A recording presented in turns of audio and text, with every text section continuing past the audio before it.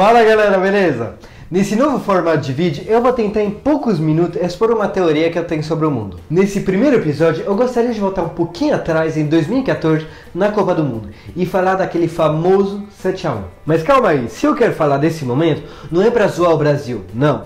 É porque o Brasil sempre teve seleção nacional muito forte, e isso não é muito surpreendente se você conta que o Brasil tem mais de 200 milhões de pessoas.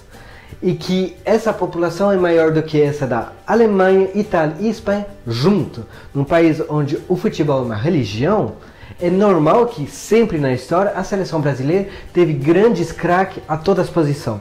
Mas isso não aconteceu em 2014. Minha reflexão começou em 2013, quando teve as grandes manifestações no Brasil.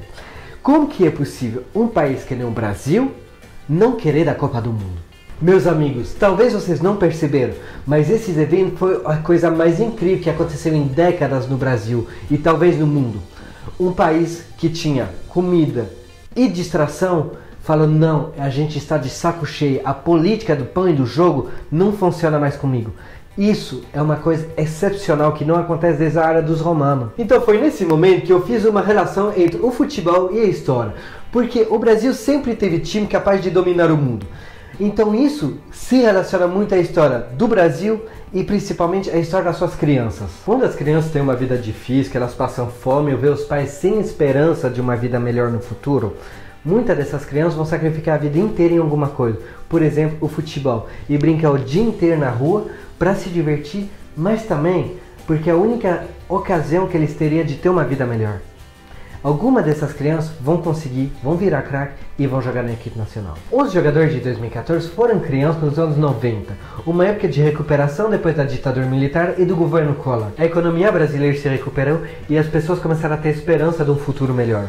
Com isso, as crianças também acreditaram no futuro melhor e passaram mais tempo estudando e não só jogando bola com a energia do desespero de quem não tem outra saída. Mas então, será que isso se aplica desde sempre? Eu tentei fazer uma pequena análise para ver em que época a seleção brasileira foi a melhor e em que época nasceram as crianças que jogaram nessa seleção. Contando que em média um jogador da seleção nacional tem 25 anos, desse lado eu coloquei os anos em que eles nasceram e aqui os anos em que eles chegaram na equipe nacional. A primeira era de ouro do futebol brasileiro foi de 1958 a 1970. As pessoas que jogaram nessa época nasceram entre os anos 1930 e 1945, chamada de Era de Vargas, que foi uma era difícil por causa do craque financeiro de 1929, que gerou uma economia mundial muito ruim. Então as crianças que nasceram nessa época nasceram num momento muito difícil. Depois dessa Era de Ouro teve um longo jejum de título. Se você acompanhar, foi no momento da Quarta República, que foi um momento fácil, com um grande desenvolvimento industrial no Brasil, que levou as pessoas a ter mais esperança e isso levou as crianças a não se investir tanto no futebol. Depois disso, chegamos na segunda Era de Ouro, onde o Brasil de novo teve uma seleção nacional extremamente forte, de 1994 até 2006, que foi as crianças que nasceram durante a ditadura militar. E agora, depois dos anos 90, o Brasil voltou a ter um grande crescimento econômico e o time brasileiro enfraqueceu de novo. Então, para resumir tudo isso, cada vez que o Brasil teve uma situação econômica ruim, a seleção foi forte, e cada vez que o Brasil teve uma economia boa, a seleção foi ruim. Então tudo que eu desejo é que o Brasil leva muito 7-1, mas que as crianças desses países tenham uma vida boa e cheia de esperança. Fala galera, espero que vocês curtiram esse vídeo. Esse é um formato que eu vou fazer de vez em quando, expor teoria que eu tenho sobre qualquer coisa que passa pela minha cabeça. Se vocês curtirem, deixa um like, se vocês não curtirem, deixa um dislike, deixa um comentário pra mim, eu gosto, eu respondo todo mundo.